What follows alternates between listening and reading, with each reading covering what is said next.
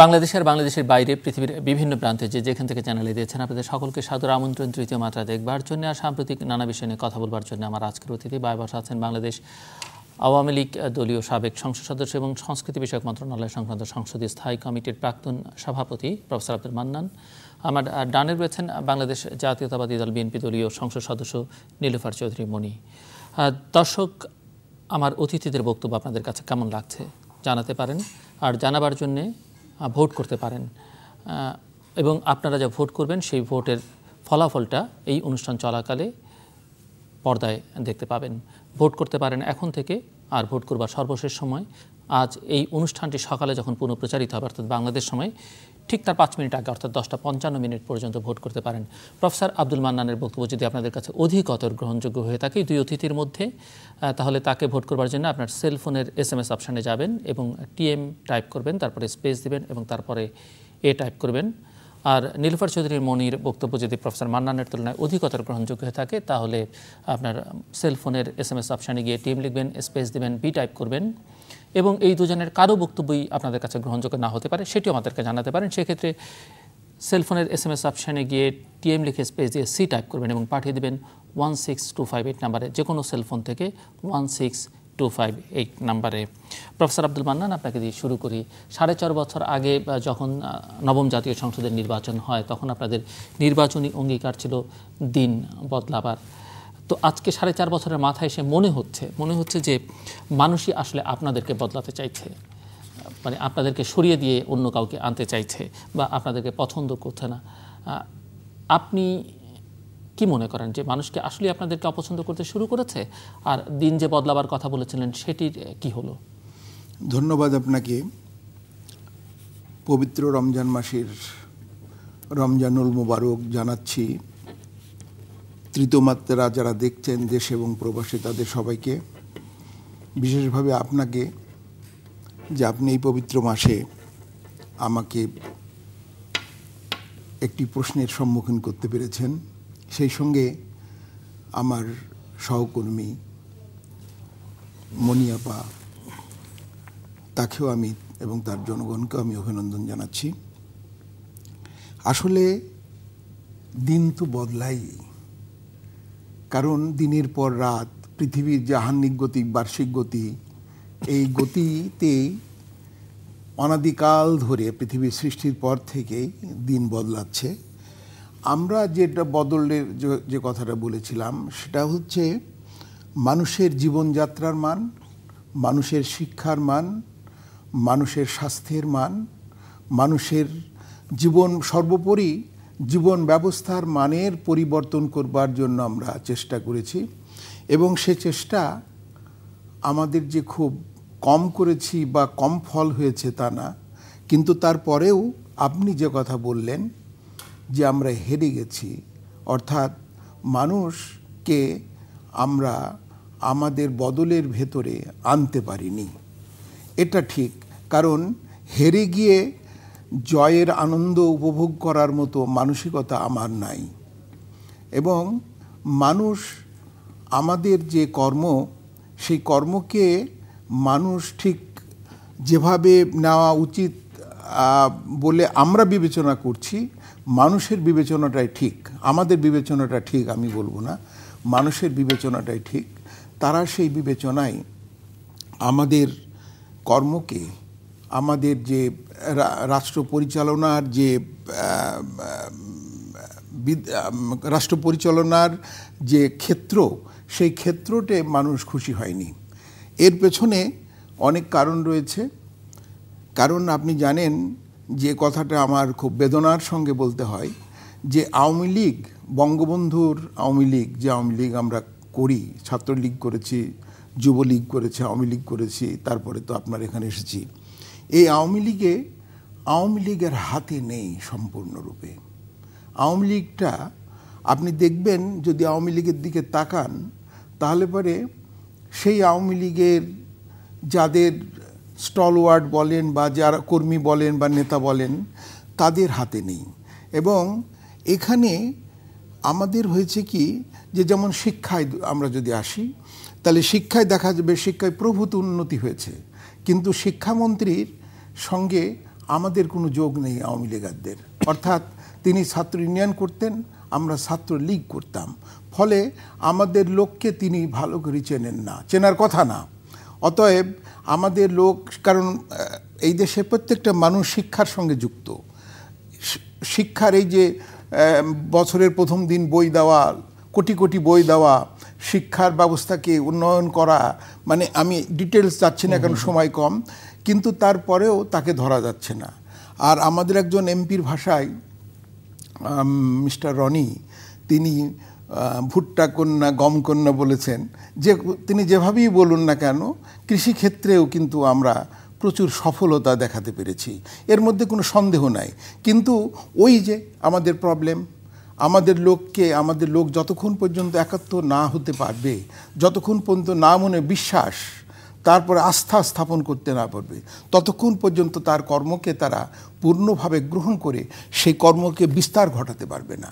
এই প্রবলেমগুলো আমাদের হওয়াতে আমাদের এই যে 5টা, যেটা আপনি ভদ্রভাবে আমাকে আঘাত না করে বলেননি, যে 5টা ক্ষেত্রে আমাদের পরাজয়, বিশেষ করে গাজীপুরের যে পরাজয়, সেই পরাজয় হচ্ছে যে আপনি দেখেছেন যে 60% ভোট, বাই অ্যান্ড লার্জ 60% কাছাকাছি ভোট গেছে, বাকি লোক যায়নি। অথচ এটা তো এমপির ভোট না, এখানে তো কমিশনাররা ছিলেন, তারাও কিন্তু ভোটকে টানতে পারেননি। তার মানে কি আমাদের পরে লোকে খুশি না? রবীন্দ্রনাথের একটি গান আছে না, খুশি থেকো দূরে থেকে আমার দিকে চেয়ে চেয়ে খুশি থেকো। তো আমরা ওই খুশি আছি দূরের থেকে চেয়ে চেয়ে, কারণ ওই লোকগুলো আমাদেরকে ভোট দিতে পারবে না। আমাদের প্রার্থী ওনাদের প্রার্থীর চেয়ে কিন্তু ভালো প্রার্থী ছিলেন, উনিও স্বীকার করবেন, কিন্তু তারপরেও 1 লক্ষের বেশি ভোটে আমরা পরাজিত হয়েছি, এটা তো আমাকে স্বীকার করতেই হবে। ধন্যবাদ। আবার আসবো আপনার কাছে। নীলুফার চৌধুরী মনি, দুটো প্রশ্ন আপনার কাছে। একটি হচ্ছে যে এই যে আনন্দের বাতাস বইছে আপনাদের ঘরে, সুবাতাস বইছে, এটি আসলে কি আনন্দ করবার জন্যে কতটা উপযোগী পরিস্থিতি বলে মনে করেন আপনারা? কেননা এই ভোটকে কিভাবে দেখেন? এই ভোট কি আপনাদের প্রতি সমর্থন হিসেবে দেখেন, না ওনাদেরকে প্রত্যাখ্যান বা ওনাদের প্রতি বিরাগের ফল হিসেবে? আর দ্বিতীয়ত হচ্ছে, উনি ওনার ঘরের কথা বললেন, আপনার ঘর নিয়ে আমার প্রশ্ন হচ্ছে যে আপনার ঘর কি আসলেই প্রকৃত বিএনপি বলতে যা বোঝায়, বা বিএনপির প্রতিষ্ঠাতা যে আদর্শকে ধারণ করে, যে নীতি নৈতিকতাকে চর্চা করে এই দলটি প্রতি মানুষকে আকৃষ্ট করতে পেরেছিলেন, সেটি বিএনপি আসলে লালন করে কি না? ধন্যবাদ আপনাকে, যারা শুনছেন দেখছেন প্রত্যেকেই চ্যানেল আইকে, এবং পাশাপাশি রমজানুল মোবারক। আমরা মুসলিম দেশের মানুষ, এখানে প্রায় 90% মানুষ মুসলমান। এই রমজানের সিয়াম, সততা সবার প্রাণে ছুঁয়ে যাক। এবং পাশাপাশি আমি আজকে আমার শ্রদ্ধেয় বড় ভাই মান্নান ভাইকে শ্রদ্ধা সঙ্গে জানাচ্ছি যে তারা যে এই পরাজয়টাকে তাদের মানে শেখার জন্য শিক্ষণীয় হিসেবে মেনে নিয়েছেন, এবং উনি অত্যন্ত প্রবীণ, এবং আমি বলবো যে ওনার কাছ থেকে অনেক কিছু শেখার আছে। আজকে ওনাদের মতো লিডারদেরকে যে দল, আমরা যে দল কাজ করি, তারা যখন মূল্যায়ন করতে না পারি, তখনই দেশে একটা বড় ধরনের ঘূর্ণিঝড়ের সৃষ্টি করে।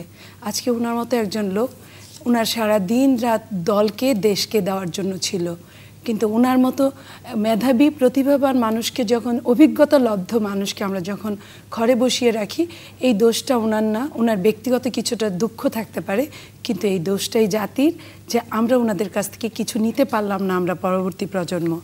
সেইখান থেকে আমি বলবো যে আজকে বিএনপিকে যে 5টা আসন বিজয়ী হয়েছে সিটি কর্পোরেশন, এই সিটি কর্পোরেশন আমরা উন্নত দেশগুলোর দিকে তাকালে, আমেরিকা থেকে শুরু করে অনেক দেশ আছে যারা স্থানীয় সরকার, পল্লী উন্নয়নটা কিন্তু একটা ফ্যাক্টর।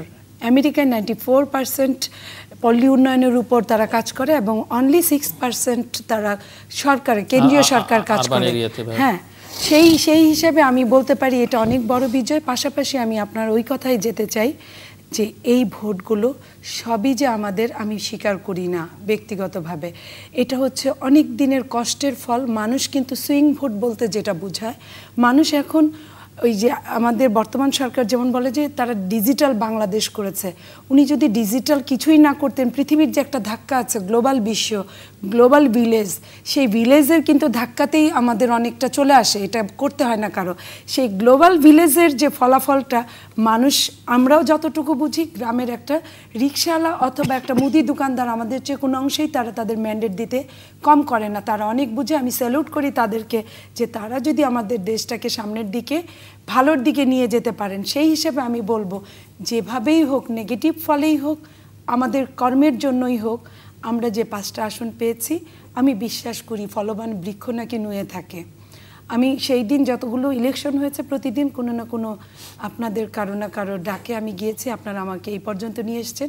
আমি সেইখানে বলেছি সেই এলাকার সিটি কর্পোরেশনকে যে কোথাও কোনো বিজয় মিছিল না, কিভাবে পরাজিত যে ভাইটা আছে তার সাথে মিলে কাজ করা। যেটা মান্নান ভাই যে কথাটা বললেন, প্রার্থী তাদের কিন্তু ভালো ছিল। এই প্রার্থীরা আমি মনে করি যে তাদের একটা প্রার্থীও হারেনি, হেরেছেন তাদের দলীয় নেতা, হেরেছেন তাদের যে নির্বাচনী যে ইশতেহার থাকে, সেই ইশতেহার ফুলফিল না করার জন্য জনগণের ভেতরে যে ক্ষুব্ধতা, যে দুঃখ, যে অভিমান, প্রত্যেকটা জায়গায় যেভাবে জনগণ ধ্বংস থেকে ধ্বংস তার প্রান্তে চলে গিয়েছে।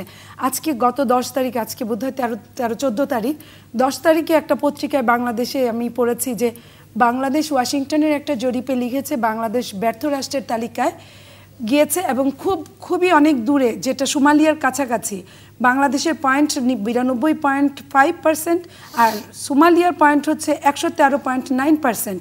আর সবচেয়ে ভালো যেটা বিশ্বের যে ভালো রাষ্ট্রের মধ্যে সেটা আইসল্যান্ড, তার পয়েন্ট হচ্ছে মাত্র 24.7%। সেখান থেকে আমরা বুঝতে পারি, আমরা যত কথাই যেভাবেই বলি না কেন এই দেশটা আমাদের, সেইখানে আমরা চাই যে এই দেশে রাজনীতিবিদরা এমন থাকবে, আমরা যারা ডানপন্থী রাজনীতি করি বা ডান বা আধুনিক পন্থা, আওয়ামী লীগকেও বলবো, মধ্য রাজনীতি করি এবং বিএনপিও বলবো, তাদের ভেতরে যে কিছু লোক বাইরে থেকে যারা এসছেন, যে কথাটা মান্নান ভাই কিছুটা বললেন যে ভুট্টা কন্যারা, তারা তাদের থিম সংটা আমাদের উপর অ্যাপ্লাই করেছেন যুগে যুগে। আমরা আমাদের জনপ্রিয়তা নিয়ে এগিয়ে গিয়েছি, আর তারা তাদের জনপ্রিয়হীনতা নিয়ে আমাদেরকে তুষামত করে, তারা তাদের ওই ছোটবেলার থিম সংটা আমাদের উপর অ্যাপ্লাই করে আমাদের দেশটাকে ধ্বংসের দ্বার প্রান্তে নিয়ে গিয়েছেন। আমি মনে করি যে তত্ত্বগত আর থিওরিক্যাল আর প্র্যাকটিক্যালের মধ্যে অনেক তফাৎ আছে। আমরা যারা এই দেশে খেটে খাওয়া মানুষ, তারা প্র্যাকটিক্যালের মানুষ, সেটা ডিপ্লোমাই বলেন আর যেটাই বলেন, থিওরিক্যালে অনেক বড় বড় কাজ হয়। সেই থিওরিক্যালের এনভায়রনমেন্ট যদি ঠিক না থাকে, থিওরিটা অ্যাপ্লাই করার মতো যদি জায়গা না থাকে, সেখানে তাত্ত্বিকভাবে দেশটা অধপতনের দিকে ধাবিত হবে, এটাই সত্যি কথা।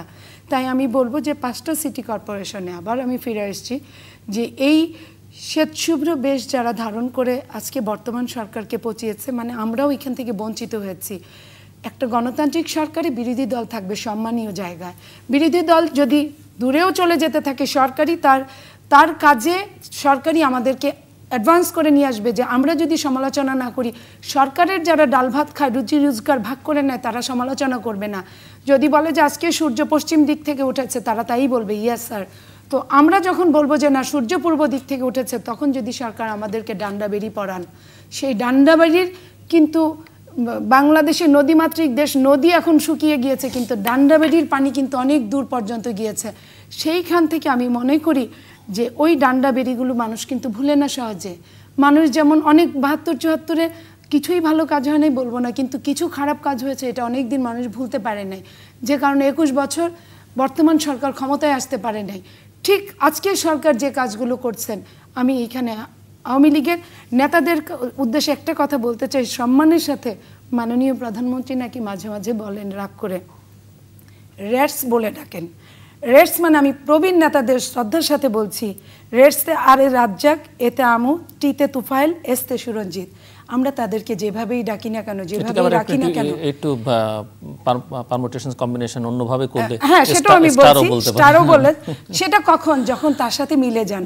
কিন্তু একজন সম্মানিত লোককে যখন আমি ইঁদুর নামে সাব্যস্ত করব, তার কাছ থেকে আর কিন্তু আমি ভালো কিছু আশা করতে পারি না, প্রাপ্তি তখন কিন্তু শূন্যই থাকে। তাই আমি চিন্তা করি এই রেটস বলে ডাকার কারণেই কি মাননীয় আমাদের সংসদ সদস্য প্রবীণ নেতা তোফায়েল আহমেদ বলেছিলেন যে গোপালগঞ্জের পরেই টঙ্গীর অবস্থান।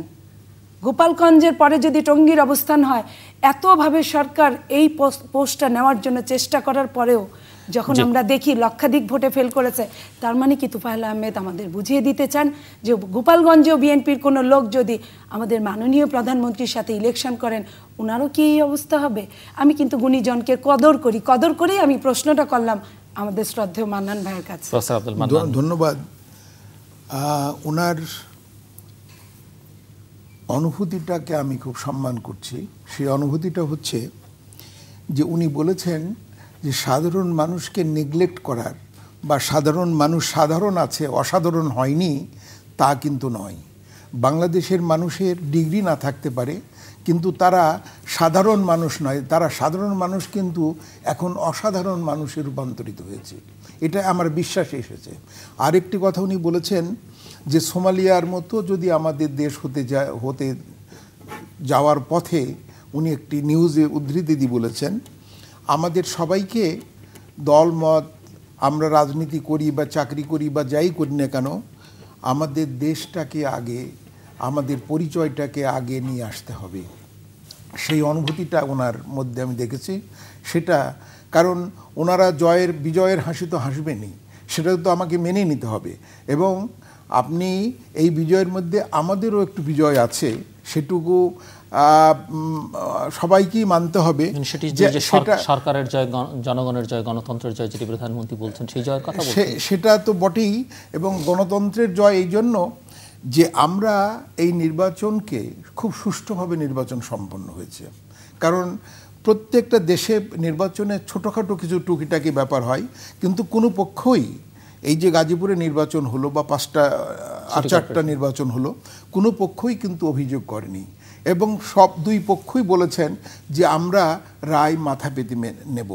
এবং সরকারি দল হিসাবে আমরা, উনি হয়তো স্বীকার করবেন কি করবেন না সেটা আমি বলতে পারছি না, আমার মনে হয় যে ওনার উদারতা দিয়ে স্বীকার করা উচিত যে আমরা সেইভাবে কোনো অপকর্ম বা ভোটারদেরকে, আর দিন সেরকম নাই। এখন মিডিয়া আছে, তারপরে পর্যবেক্ষকরা রয়েছে, ওই যে কেউ যে ভোটকে নিয়ে চলে যাবে, কারণ যারা যে বাক্সে ভোট, যে প্রতীকে ভোট দিচ্ছে সেই কেন্দ্রে ওই ভোটাররা কিন্তু আর ফিরে যায় না, তারা কিন্তু রেজাল্ট নিয়ে ফিরে যাচ্ছে। তারা এবং ওই প্রিজাইডিং অফিসার যতক্ষণ পর্যন্ত তাদেরকে অথেন্টিকেটেড না করছে, ততক্ষণ পর্যন্ত প্রিজাইডিং অফিসারকে আর কোথাও বেরোতে দিচ্ছে না। এই যে আমাদের মানুষের মধ্যে একটা গণতান্ত্রিক চেতনা এসছে, এতে করে আমাদের ভয় পাওয়ার কিছু নেই, কারণ আমরা সুষ্ঠু ভোট করেছি এবং সেই ভোট করার জন্য ভোটারদেরও একটা অবদান। এই ভোট দেখিয়ে আগামী ভোটের বৈতরণী পার হওয়ার চেষ্টা করছেন, আশা করছেন? আমরা ওনাদের কাছে তো সবসময় বলছি যে এইভাবেই ভোট হবে। এই ভোট যদি দেখান, এই ভোটে আপনি মিডিয়ার কথা উল্লেখ করেছেন, এটি তো একটি সিটি কর্পোরেশনের, সব মিডিয়া সেখানে ফোকাস করতে পারে, কিন্তু যখন 300 আসনে নির্বাচন হবে, মিডিয়ার পক্ষে সেটি বা পর্যবেক্ষকদের পক্ষে সেটি সম্ভব হবে না। দ্বিতীয় কথা হচ্ছে যে গণতন্ত্রের বিজয় হোক, সরকারের বিজয় হোক, আপনাদের বিজয় হোক, যাই হোক না কেন, মানুষ যেসব বিবেচনা থেকে আওয়ামী লীগকে পরাজিত করলো বা হারিয়ে দিল, সেই বিবেচনাগুলো কি আপনি মনে করেন যে এই এক ভালো ভোট করেছেন বলে ওইগুলো কভার করবে, বা মানুষের স্মৃতি থেকে সেগুলো মুছে যাবে? মানুষের স্মৃতি থেকে মুছবে না। কিছু পরিবর্তন কিছু তো হতেই পারে। জাতীয় ভোটের একটা অন্যরকম একটা ব্যাপার থাকে, সেখানে প্রতীকের প্রতি মানুষের একটা আগ্রহ থাকে। কারণ প্রতীক মানুষের একটা ওই, যারা ট্র্যাডিশনাল লোক তারা বলেন যে আমরা একটা প্রতীকের ভিতরে আছি, যাকেই প্রার্থী করুক না কেন আমরা প্রতীকে থাকব। কিন্তু এবার আমার যেটা মনে হচ্ছে,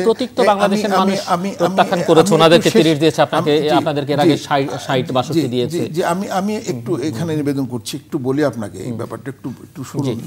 সেটা হচ্ছে যে এবার কিন্তু শুধু প্রতীকের প্রতি মানুষের আগ্রহটা যতটা বেশি ছিল ততটা বেশি থাকবে না। মানুষ কিন্তু প্রতীক যিনি নিয়ে যাবেন সেই বস্তুটাকে, সেই প্রার্থীটাকে মানুষ দেখবে।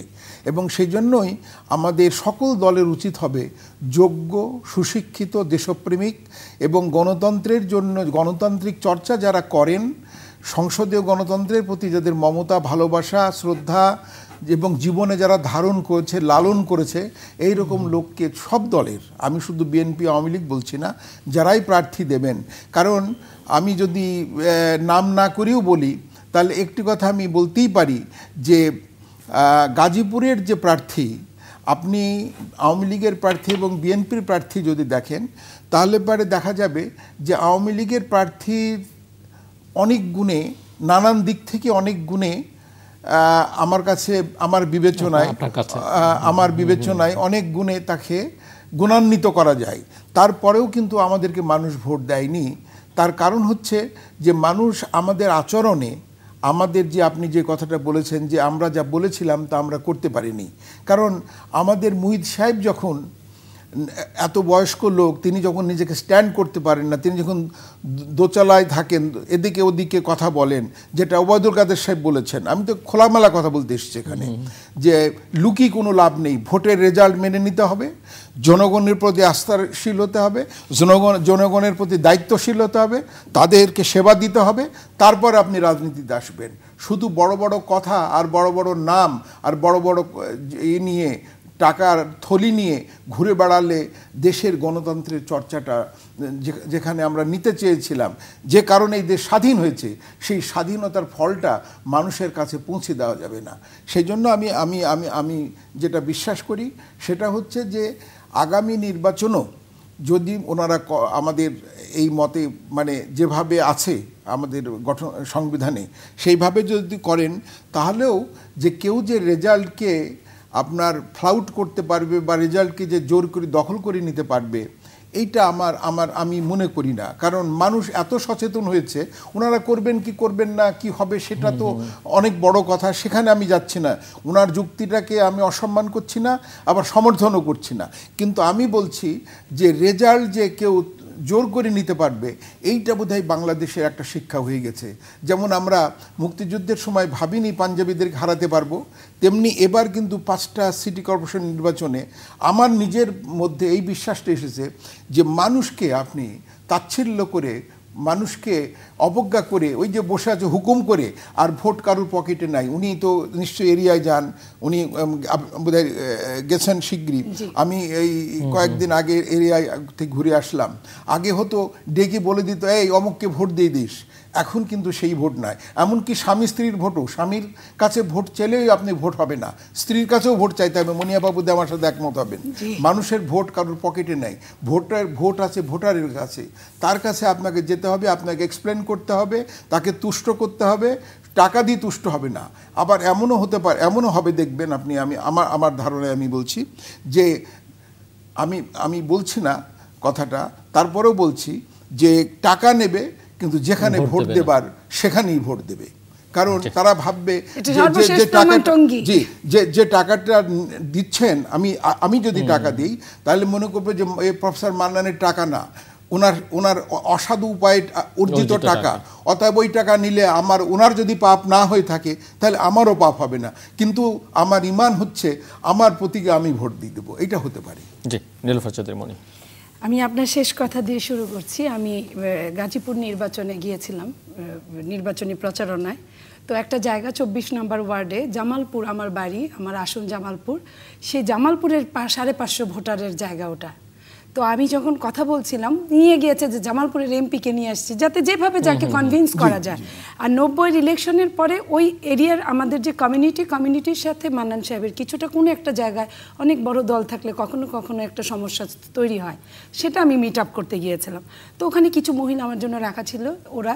তো এক জায়গায় যেতে যেতে 20-50টা মহিলার সামনে বললাম যে আমি জামালপুরের এমপি, আপনাদের কাছে আসছি, আপনারা কিন্তু একটা ভোট দিবেন। তো একজন মহিলা আমাকে দেখে বললো যে, শোনেন জামালপুরের এমপি এতদিন তো আসেন নাই, কত কষ্ট করি আসেন না, এই না ওই না, তো বলতেছে। তো আমি বললাম, শোনেন আমি তো আসলে এইখানে কিছু করতে পারবো না, এটা গাজীপুর, আপনাকে মনে রাখতে হবে, আমি আসছি যাতে আপনাদের ভবিষ্যতে ভালো কিছু হয়। তখন আমি বললাম যে আপনারা যদি টেলি বলার সাথে সাথে মহিলা বলে, আমি আপনার কাছে মাপ চাচ্ছি, আমি সরি, আমার ভুল হয়ে গেছে, আমরা তো সবাই না বললেও টেলিভিশনেই ভোট দিব, আমি এতক্ষণ মনে করছি এমপি মানেই আপনি সরকারি দলের কেউ। এই যে তাদের ক্ষোভটা, প্রথমে কিন্তু আমাকে ওই আর্গুমেন্টে ভোটে কি এটাতে যায় নাই, যখন তারা শুনলো, এবং তখন আমি বুঝলাম যে মান্নানকে ঠেকানোর জন্য খুব শেখ হাসিনা নিজে নেমে গেল, আল্লাহ মনে হয় এটা এই মুহূর্তে দিবে না, কারণ অহংকার মানুষের পতনের মূল। এটা কিন্তু আমরা সেই বাল্য শিক্ষা, শিশু শিক্ষায় শিখে এসেছি। তো সেই হিসাবটা আমি বলতে চাই। আপনি যে কথাটা প্রতীকের বললেন, ওইখানে একটু গ্যাপ আছে। গ্যাপটা হলো, প্রতীক এখনও ধানের শীষ নৌকা, হয় নৌকা তলানিতে যায়, কখনো ধানের শীষ ডুবে যায়।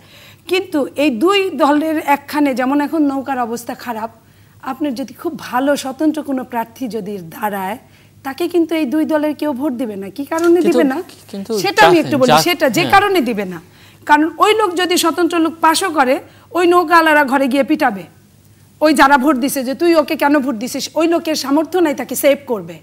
বিএনপিও পিটাবে, তুই কেন ওরে ভোট দিছিস, আমাদের কেন দিস নেই, আমাদের সরকার এখন ক্ষমতায়, তুই তো আমাদের এমপিরে পাশ করালে আমরা তো ফ্যাসিলিটিস পেতাম। ওই লোকের কিন্তু সাধ্য নাই ওই ভোটারদেরকে সেভ করবে। সো দ্যাট এই ভোটাররা কিন্তু এই কথাটাও ভালো বুঝে যে কাকে ভোট দিলে তার শরীর সেভ হবে, তার লাইফ সেভ হবে, তার ফিউচার সেভ হবে। একটা গাছ আওয়ামী লীগ যখন কেটেছে, 20টা গাছ বিএনপি ক্ষমতায় আসলে তারা কাটার জন্য রেডি হয়ে আছে কিছু মানুষ এলাকার।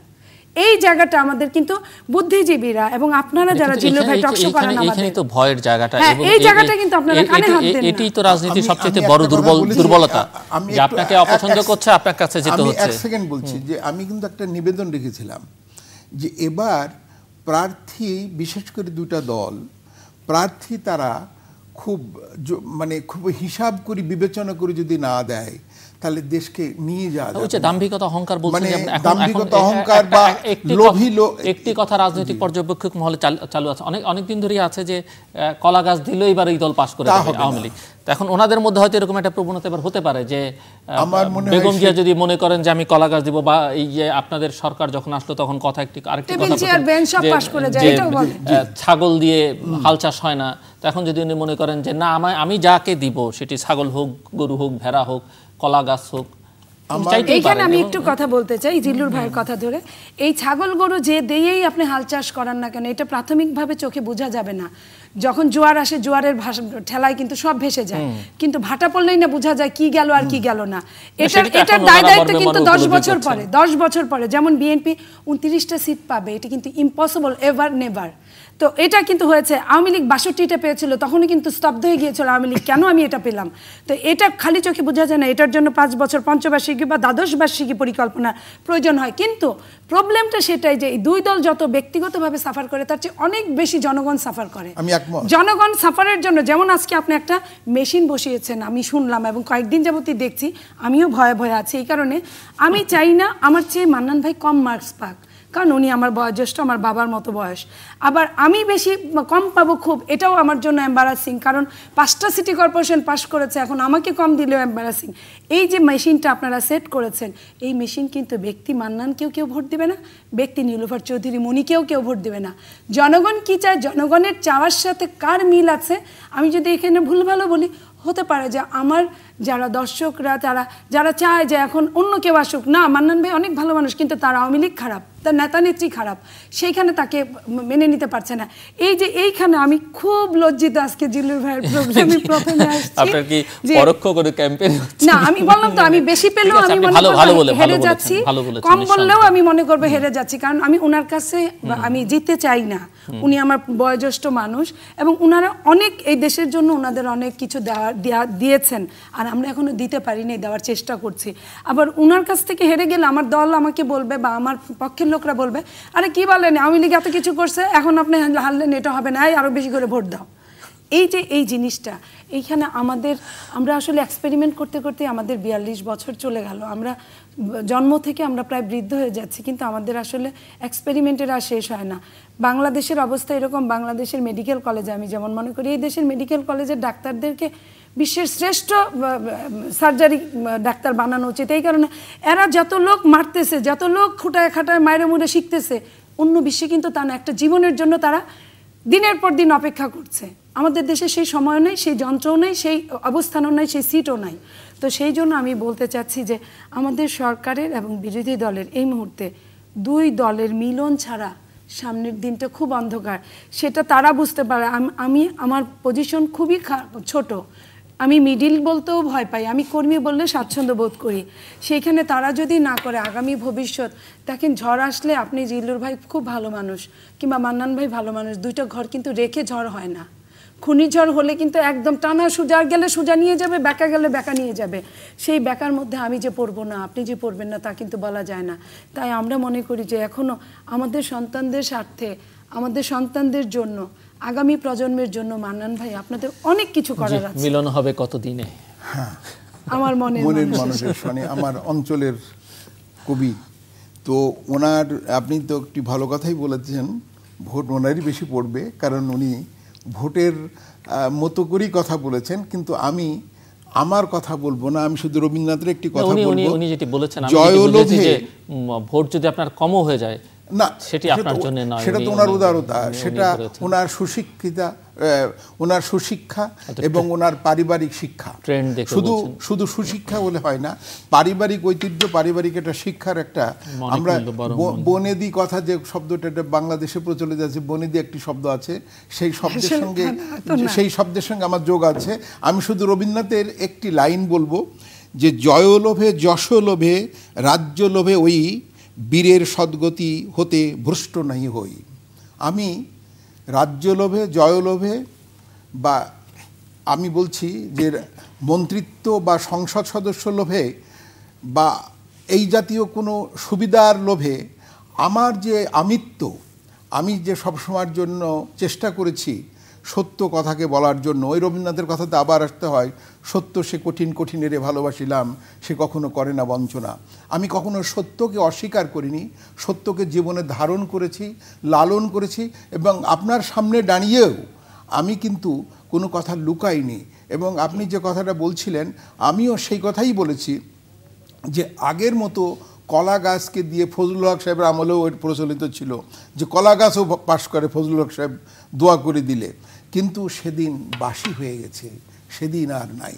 শুধু প্রতীক দিলে হবে না, প্রতীকের উপযুক্ত লোক যদি এরা যারা প্রার্থী দেবেন তারা না দিতে পারেন। একটা জিনিস কি প্রফেসর আব্দুল মান্নান, আপনার মনে হয় না যে মানুষের মধ্যে এখন এমন একটা সাইকোলজি তৈরি হয়েছে, বা আপনারা দুই দল মিলে যে রাজনৈতিক সংস্কৃতি চর্চা করছেন, তাতে এমন একটা প্রবণতা হয়েছে যে মানুষ আসলে আপনাদের মধ্যে যেরকম প্রতিশোধ পরায়ণতা কাজ করে, প্রতিহিংসা কাজ করে দুই পক্ষের মধ্যে, মানুষের মধ্যে কেবল ঘৃণাই আসলে কাজ করে। মানুষ এখন আর কাউকে ভালোবাসছে না, মানে আপনারাও কেউ ভালোবাসাটা আদায় করতে পারছেন, এবং ভালোবেসে কাউকে যে ভোট দিবে, সমর্থন দেবে, সেই জায়গাটা আসলে এখন আর সেই স্পেসটা নেই।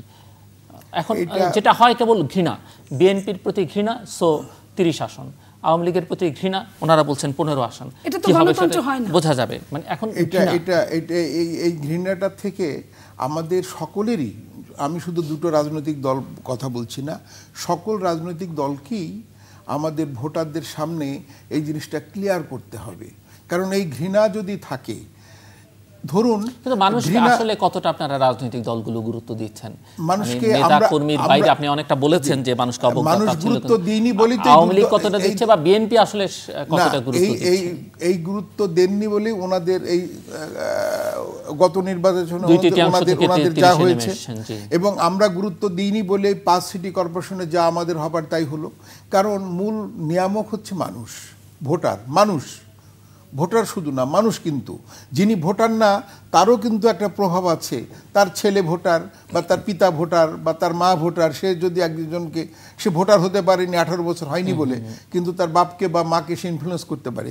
সেজন্য সকল মানুষের কাছেই এইটা আমাদেরকে পৌঁছে দিতে যদি আমরা না পারি, এবং ইগো, এই যে সেলফ ইগো, আমার মধ্যে যে ইগোটা, এই ইগোটার ঊর্ধ্বে উঠে জনগণকে ভালোবাসা, দেশকে ভালোবাসা, এবং এই দেশকে আমরা মধ্য আয়ের দেশে নিয়ে যাচ্ছি। আমাদের কি নাই?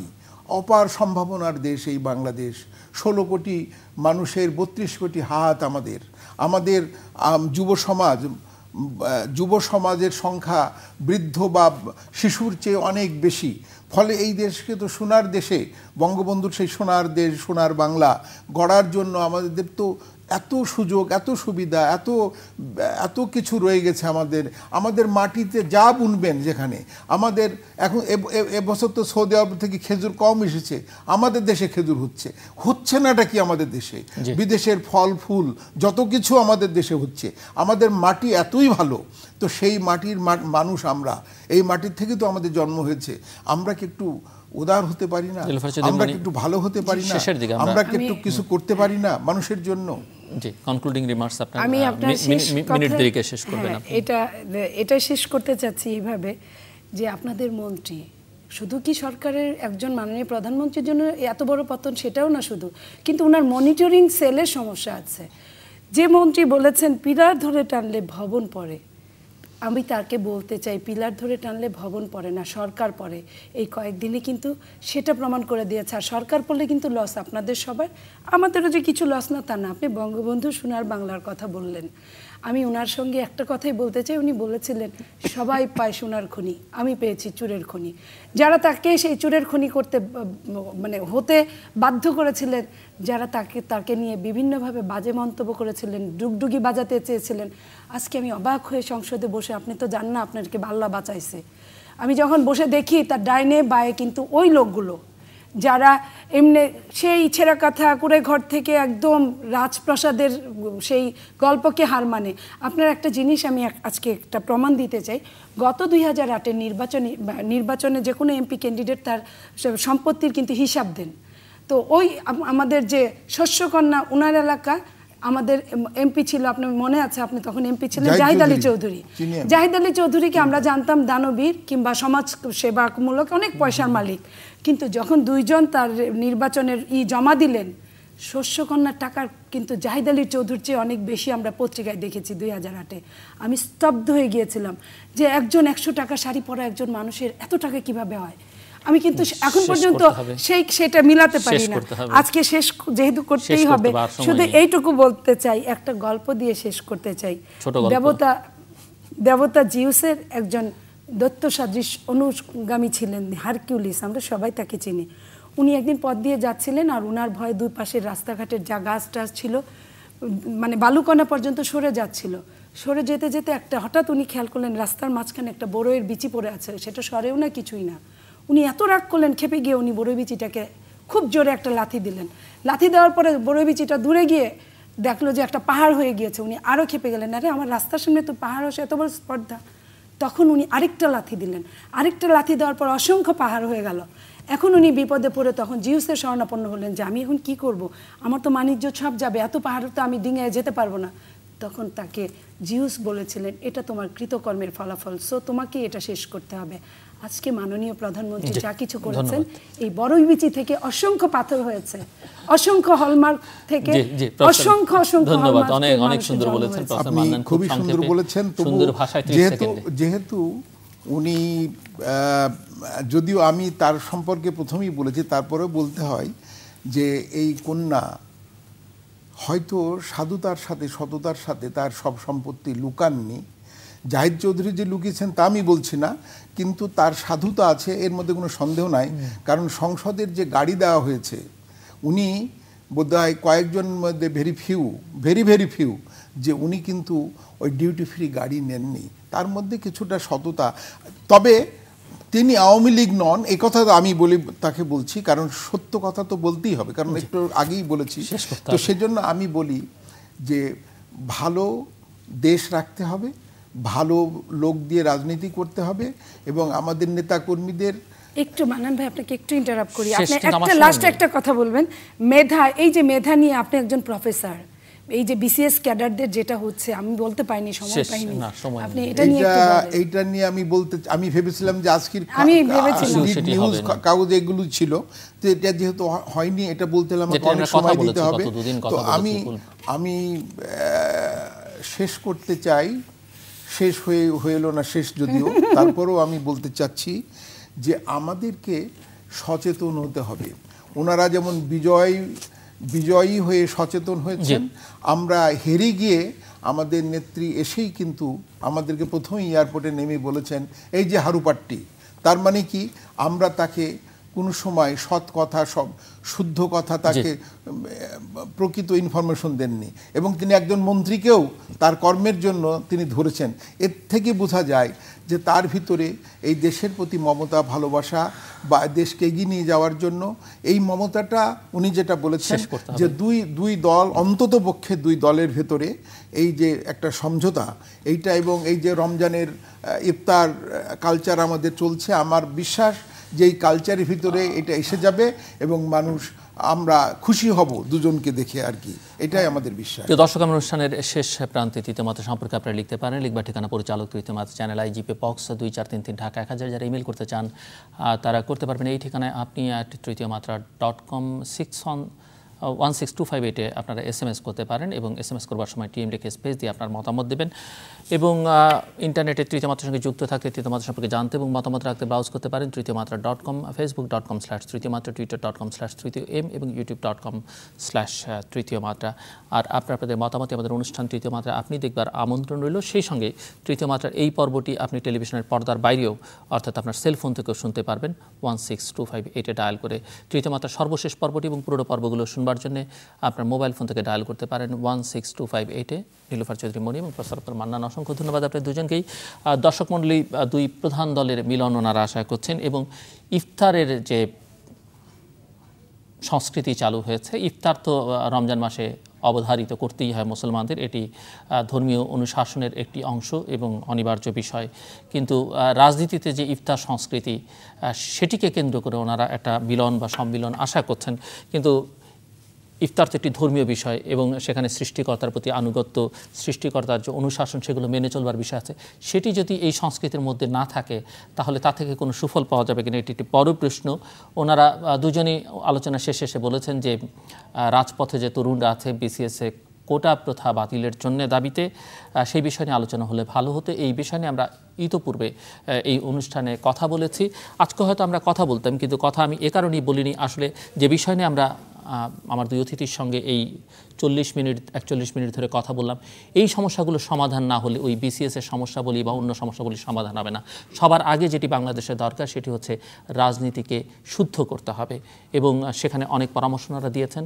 এবং সাধারণ মানুষকে, ভোটার যারা, শুধু ভোটার না, সবাই ভোটারও নন, সিংহভাগ, এদেরকে তাচ্ছিল্য করা যাবে না, অবজ্ঞা করা যাবে না এবং দাম্ভিকতা, অহংকার পরিত্যাগ করতে হবে।